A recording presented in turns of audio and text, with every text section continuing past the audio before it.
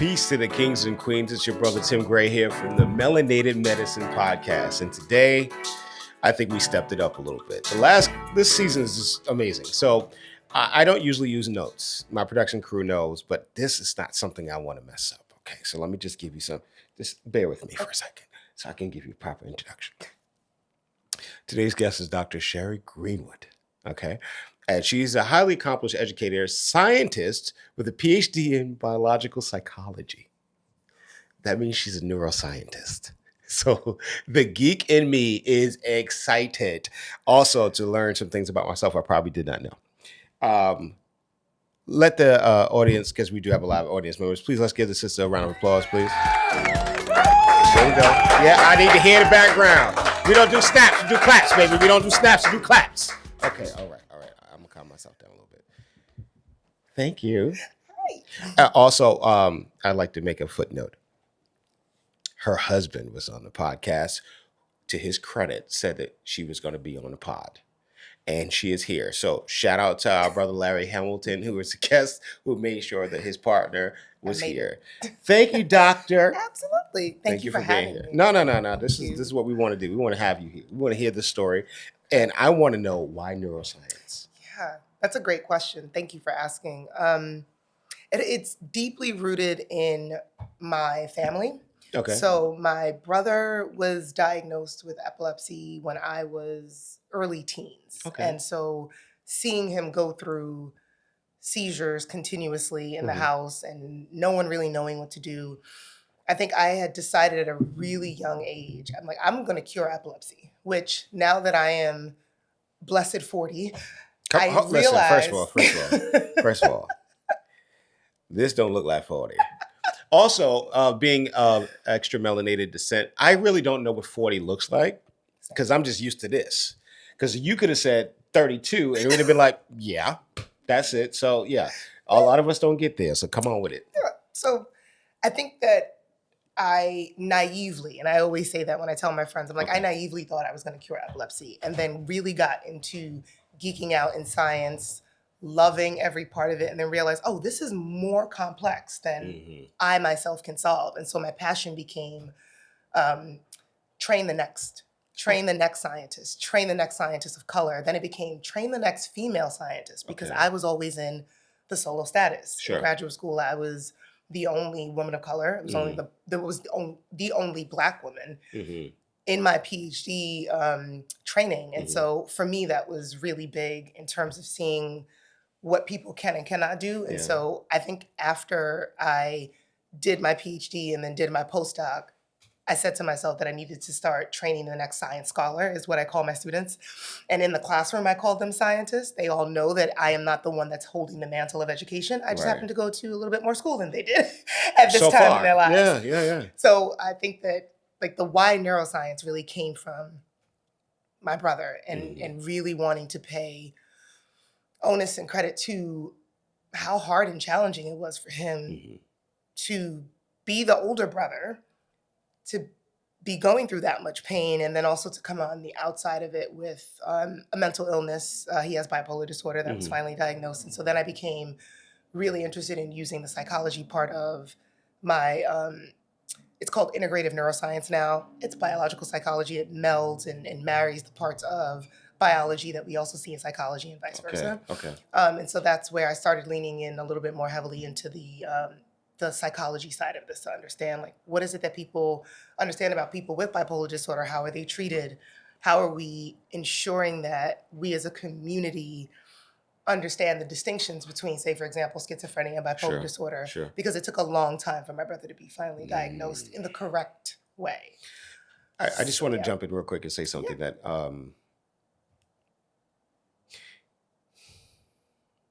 I just appreciate how a lot of our whys start out from a tragedy. Granted, that's not my story, how I became a massage therapist, but it just made me realize when I was a kid, there's so many people who I now know had bipolar disorder, or the understanding of what mental health means and what it is, because now it's used as a sword, Yes. either as a defense or to advance you into rooms with this as a thing. Absolutely.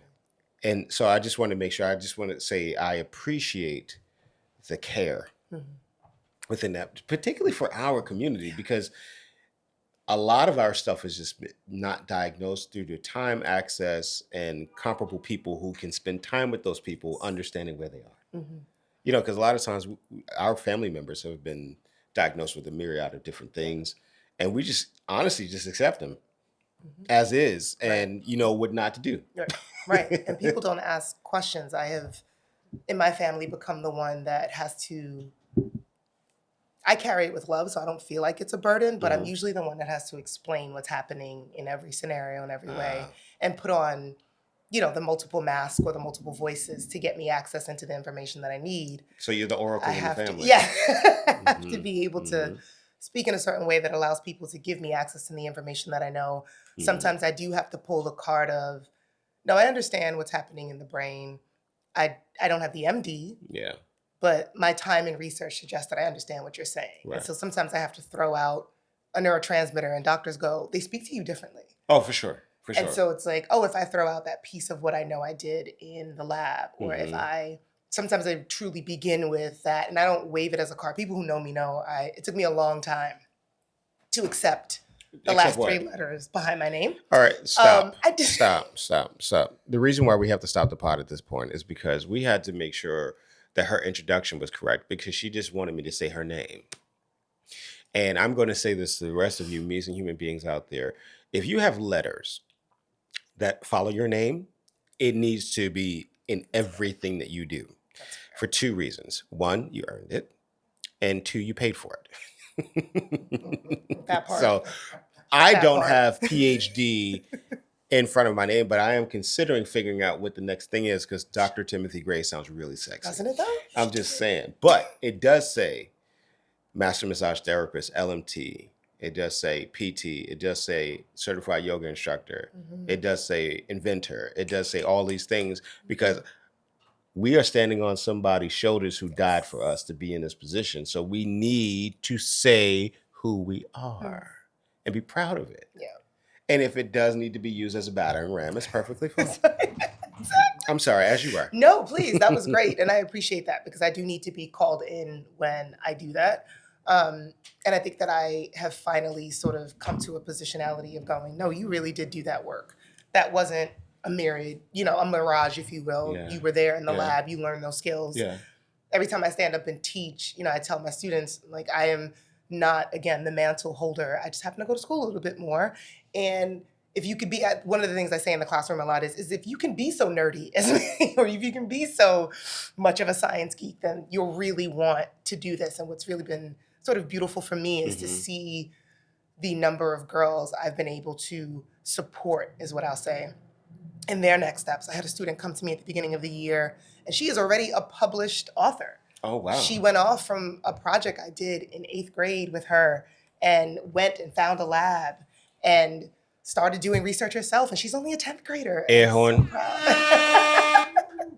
all right, so just because we want to make sure she gets some love, what is her name, if you can? Yeah, or the name of the book? I probably can't say her name just because she's still a student. Fair.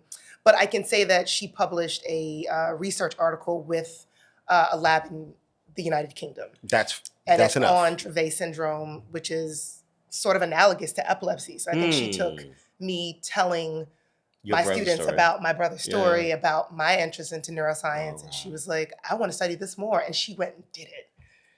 So, sometimes you just don't know that you're a spark. Right? So it's been, I think, in teaching, this beautiful place of, like, I went through a lot in my graduate school work, in my postdoc, which I like to call the dark days. We won't talk about that now, but those were the dark days, and came out into light of teaching and really found a position where I was like, wow, I really like this. I really want to explore what it looks like to support and train and help them understand what I call the science story, which I think my students have started to come to appreciate. They don't love it in middle school, but once they get to high school and beyond, I found that, this is their jam.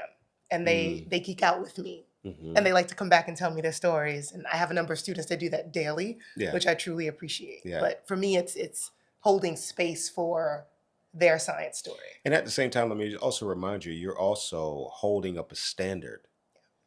I mean, giving back is one thing, but you have to be it first. And I say that with all full chest because we don't need to be sacrificial lambs. Okay? The best way to show somebody that something can be done, you don't necessarily need to be a cheerleader. You need to be the beacon. You need to hold yourself up to the lights so they can see where to go. And you need to shine bright because then it forces us to shine brighter. You can't just be almost good. And the comparison I give to you is you standing next to that young woman. Now she's looking at you like Kobe looked at Mike at the All-Star game.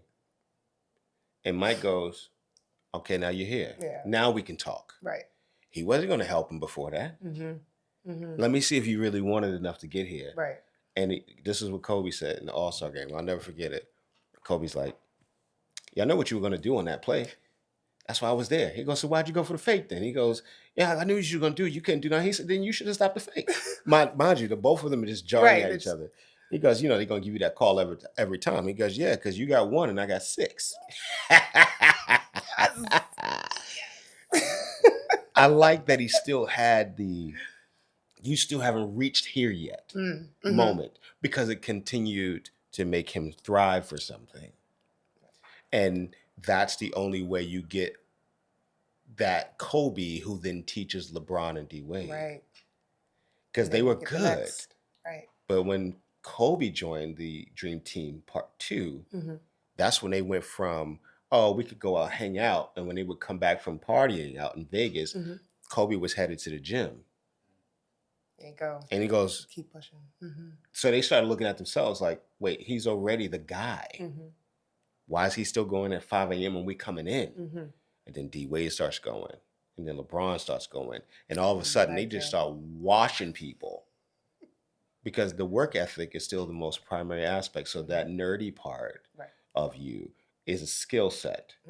The diligence is a skill set. Because that diligence is going to come up against them in situations when they need to advocate for themselves and don't necessarily know how. And this is that part when you smile and be like, oh, hey, Shayri, doctor. Let's start again. You can do it again. Come on. And I get it. I want you to keep, I'm trying to teach these young kids that we get, he's like, oh, Tim, I want to come work here. That was my response. What would that look like for you? You got to earn it. Right. He says, I don't give people jobs. Right. And the young man came back early. Remember when the other guy who came, he just came to talk. What he did not know was the guest that we had before you, Erica Clinton, was the dean of the school he's now attending. So he's coming in late. So he goes, I said, this is Erica Clinton. He goes, hey, nice to meet you. I'm a second semester student. And I look and I go, oh, he don't get it. Oh, no. This is the dean of the school that you're trying to go to. She just left. And he goes, oh. Right. And I liked that he had a respect and reverence for the position that she was in, that she left to go do more. So when he's like, I kind of really want to be here now. I said, we'll see. We'll see. I try to set my students up. Because I'm going to be your best hype man when you're working. Right. I'm going to be your best hype man. You can ask my production team, Zay, this man, when he says something, I'm just like, all right, cool. Because I can still be a student. Right. I can still be a student. But he also knows, don't give me no thoughts. Right. Because I'm going to go do something with it. And now I'm like, are you ready? Yes. And you better be ready. You bet to be. Right. You put this in my bag. You put this battery here, sir. You better be ready because I'm coming. Because it's just too good when you find something that's lovely. So I love that you have a passion. What have you seen? What has it given you?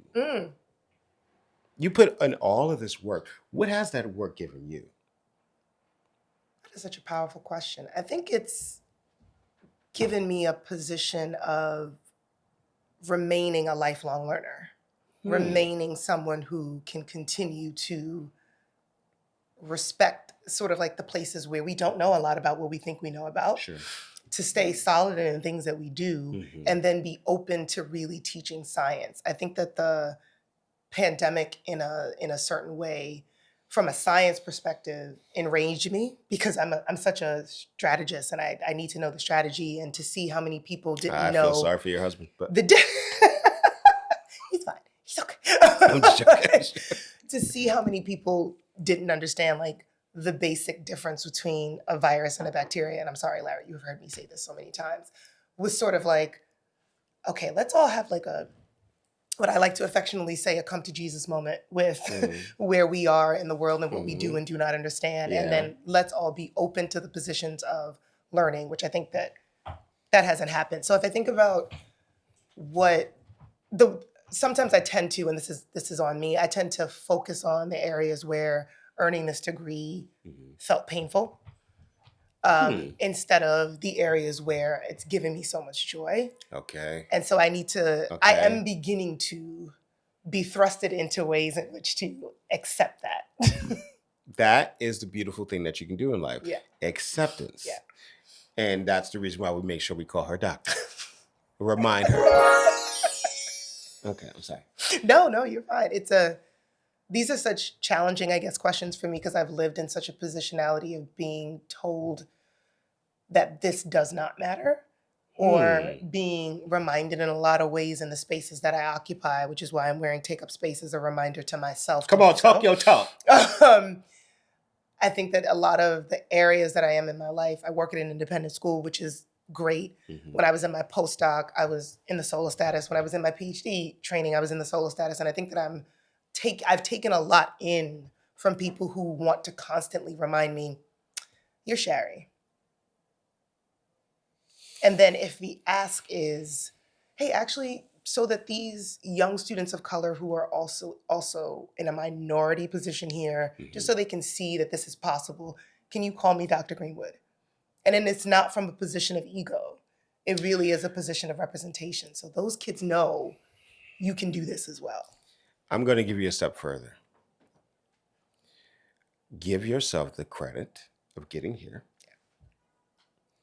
You don't get anything without God's permission. Amen.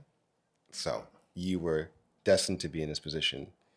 And the best part about saying that, at the end of what you said, smile. Because they should hear Dr. So when someone's saying something, hey, Shayri, Dr. Greenwood. Because MDs won't let you not do it. Right. When you're a professor, they don't let you not call you by your title, right? So also, and just my thought, there's going to be a time when there's going to be a young scholar hearing you refer to yourself that way that will remind them of what their goal is. Right. I want that respect, but I got to earn it. Right. Because even when Dr. Greenwood said it, she didn't say it with angst. She didn't say it with volatility. Right. She didn't say it with any animosity. It was just very matter of fact. It's just a thing. And it was comfortable. Right. And I have my own version of that. Want to hear what it is? Yes, please. When people refer to me as a masseuse, I used to get highly offended. Highly offended. It's not what you do. It's not at all. One, physiologically, is impossible. Right. But what I learned from one of my teachers was, you have to hold people to their level of understanding, right? And then learn how to speak of how they listen. Right. If you want to be communicative. And the Quran, Allah says, speak to the people in the language of which they'll understand. So a lot of times we want to be too lofty because we're excited about what we've accomplished, but it will fall on deaf ears. And that's why I say, like, language is such an imperative part. That's why hip hop is so influential, because it actually gave us a thesaurus of idea of how to put those things. Like, I grew up in the 90s backpack era. If you just heard a Wu-Tang album, you'd be like, what?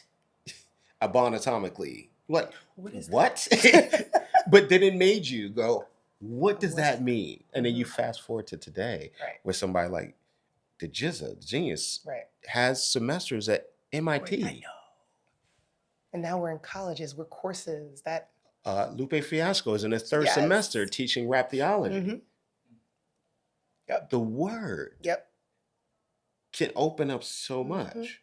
So that's the thing that I want to give you, that I can empathize with that But I don't let anybody call me Mrs. Absolutely not. But No. now I just do it more kindly. I'm like, well, there's a difference. I don't Yep. touch people with possible sex at the end of it. And they're like, It's really what? different. Yeah. But I said, but you do realize that even people who were sex workers at that time, it was a licensed profession. You literally had to have a license to do it because you went to go see a professional. So even in that regard, they were like, what? I didn't know it. I'm like, no, nowadays people just give it away for free. Right. But that's not what I do. No, not in the least. So what's something that you're excited for when you see the direction of the work that you're going? Well, that's a great question. Thank you. I feel like I'm doing good. I recently became Wait, you board got something member else? Come on. You became a board member of what? of my school, the school where I'm at. So I'm a board. I want you to understand, we just had 2 guests, and both of these amazing women are both board members at the facilities that they work on. Come on. So I just became a board member. I am the science department chair at the school that I work at. So Hold on, air horn. Zay, we got to get, I don't know if we need the shot.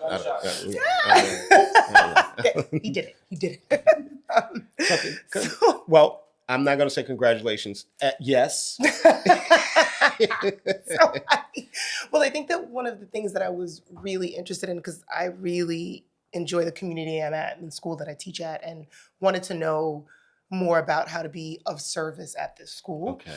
And it's a Quaker school. And so one of the things that I love about Quakerism is the simplicity behind it. It's one of their tenets. And you can simply be of service in so many different ways. And so I have really taken on this role of wanting to learn more. That really is my thing. I just want to learn more to be of service. And so I'm now a board member, grappling with a lot of different interesting nuances about what it looks like to run a school.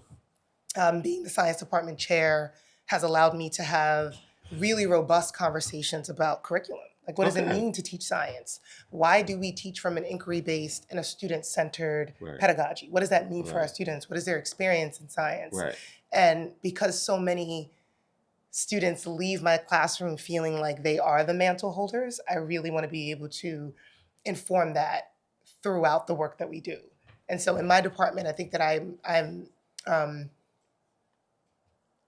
sitting in a space of gratitude for my colleagues, but also thinking about how much work we all do to ensure that our students feel comfortable in the space, they feel seen, they feel heard, but that they feel like they can take a risk. And that they're empowered to do so. Right? And that in the science classroom, it's not just learn about what DNA is or learn about, that's not important. I want them to leave with the skill of grappling with something they've never seen before, or they thought they knew, but that was a misconception. What are we working out? My students are coming up on a lesson where they'll learn about melanin, and we will break down the social construct of race. I'm just going to sip my coffee. And we'll talk about it, and they'll come with a lot of misconceptions, and I'll just go, it's a protein. Yep. It's a protein. Now, I've had this conversation because I've had people wanting to be on the pod, right? And say, hey, Tim, I'm not Black, so I can't be on the podcast. Interesting. So why? Yeah. I said, because it's a Melanated Medicine Podcast. I said, it's a BIPOC podcast. So BIPOC space. If you're Black, Indigenous, people of color, you can be on it. Right. And he said, well, I'm half white. You're not half anything. Yeah, no. I said, because you fully expressed. As I said on the pod before, it took 4,082 people for you to become. And just because I have more protein that pronounces in the skin color, you have it. Right? Yours is just redundant.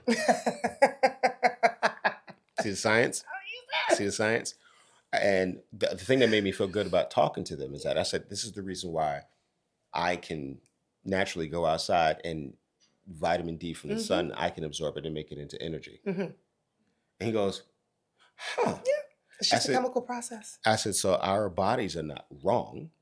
We just have to know how to adjust to what the body needs. Exactly.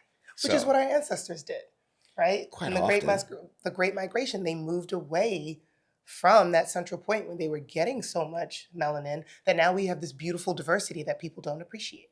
Well, we can't because we've been told that it's something wrong with it, right?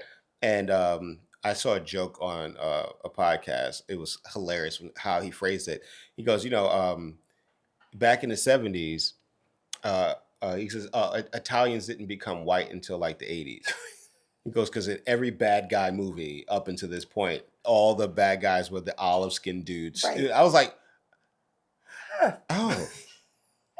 He goes, after that period of time, like by the 90s and stuff like that, we were no longer, Right. He said, now we're just bunched in with everybody else. But the beautiful thing about this rainbow is that I like to repeat this. Mm-hmm. If Allah wanted us all to be the same, we would be. If his creation is diverse, why wouldn't you be diverse? Right. Like, that's the beauty of travel. Mm-hmm. Like, everybody's Instagram thing shows them on a trip. Right. Right? I'm in Bali, and you got to do the Bali thing, whatever the Bali thing is. Also, you forget that it's mad mosquitoes and everything over there the size of your face. Shout out to Larry. Or in his travels. So my point is, I'm like, but are you getting with the people? Right. Because you should be with the people where the food is at. Mm-hmm. Find that hole in the wall spot.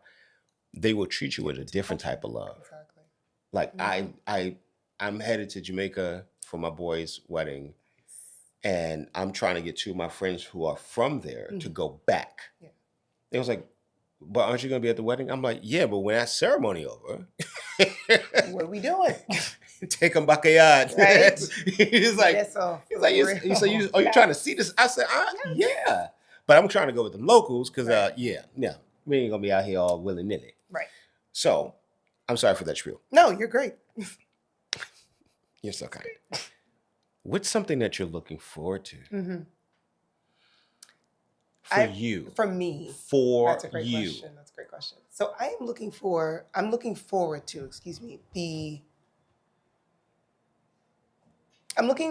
to a time in my life where I don't feel fragmented. And what I mean by that is I truly, because I like me. I really do. That's and I think that sometimes it doesn't come across in the ways in which I'm this bouncy person. No, but that's just your way. I think I'm looking forward to the time where I don't care how it comes off to anybody else. I'm going to give you my 3 gifts. Remind me to give you my 3 gifts. Okay. Will do. And that I'm standing in this position of power in a way where I know it comes from humility always. And I accept that and I trust that. And I trust that whoever I am surrounded with or who I surround myself with will understand that. Here's a way to help you with that. This is just my thought. Mm-hmm. Take what you need, spring out the rest, throw it away. Fear and faith can't coexist. Amen. Yeah. If you start to not think about humility, move with gratitude. Mm-hmm. When you're grateful, the humility already comes as a part of it.